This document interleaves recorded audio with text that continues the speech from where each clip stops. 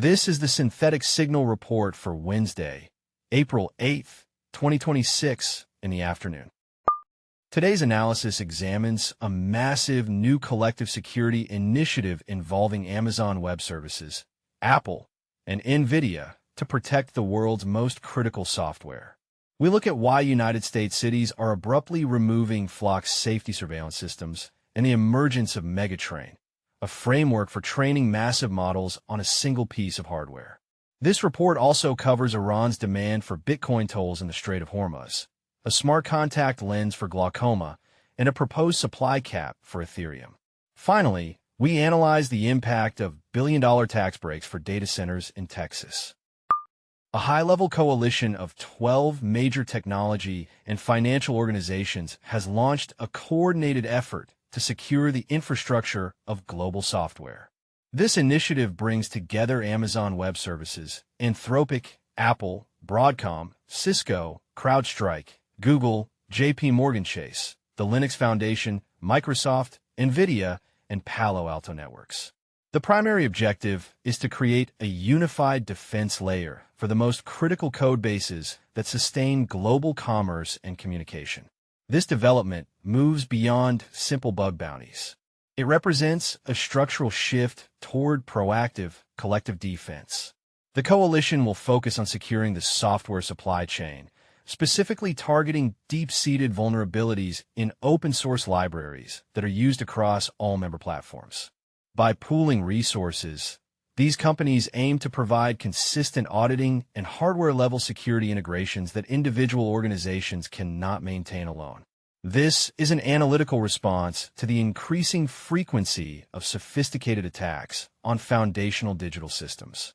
The group plans to establish new standards for machine identity and secure code distribution, ensuring that updates to core systems are verified across multiple independent trust anchors. Multiple cities across the United States are currently terminating their contracts with the surveillance company Flock Safety. For several years, Flock has been the dominant provider of automated license plate recognition technology, creating a massive, interconnected network of cameras that track vehicle movements across municipal boundaries. The decision to axe this technology is driven by a combination of legal challenges and community concerns regarding the how of the data collection. Reports indicate that the systems often operated with insufficient oversight, allowing for the unauthorized sharing of tracking data between departments and private entities.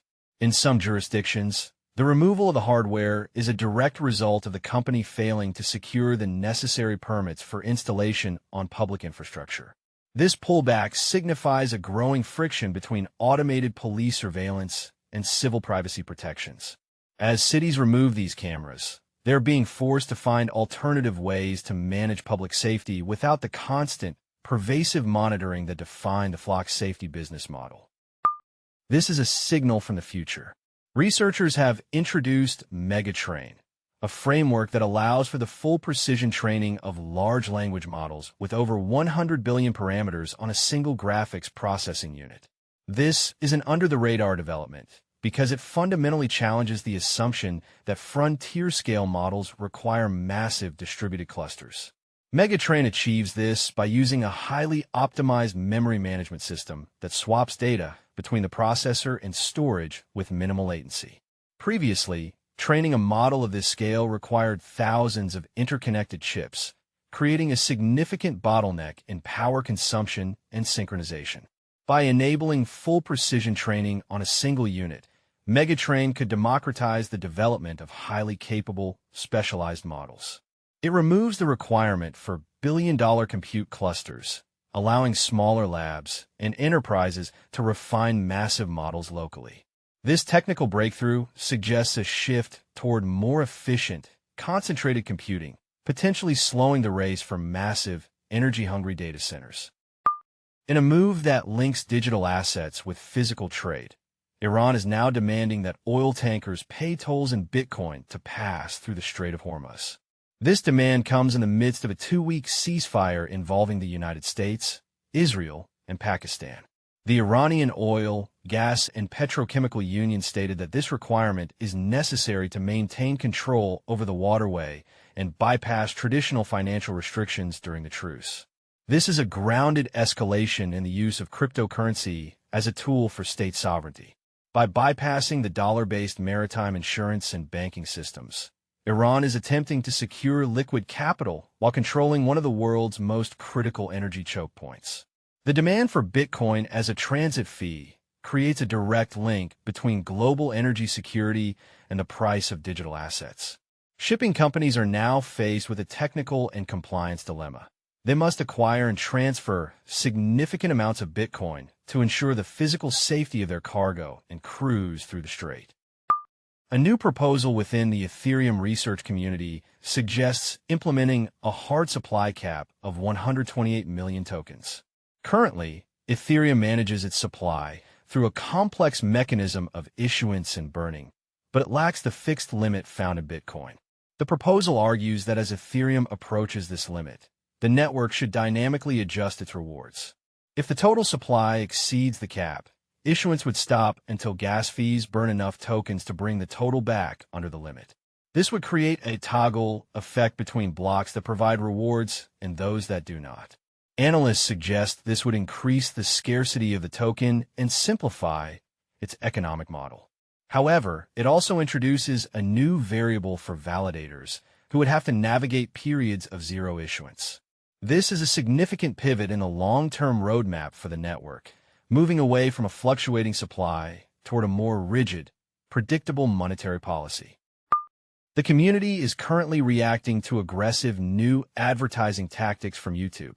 Users are reporting 90-second unskippable ads, marking a significant increase in the friction of the free viewing experience. Simultaneously, the Greek government has announced a ban on social media for anyone under the age of 15, set to take effect in early 2027.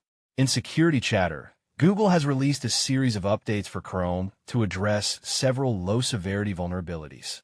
These include an out-of-bounds memory write in the web machine learning component and an implementation flaw in navigation that could lead to data leaks.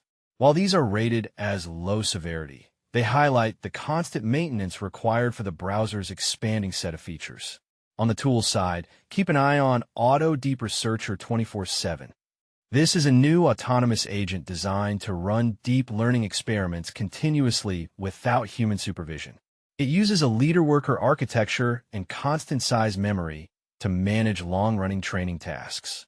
Also trending is the Hermes Agent Orange Book, a practical guide for the Noose Research AI agent framework. Finally, we note the death of pioneering wildlife cameraman Doug Allen in Nepal.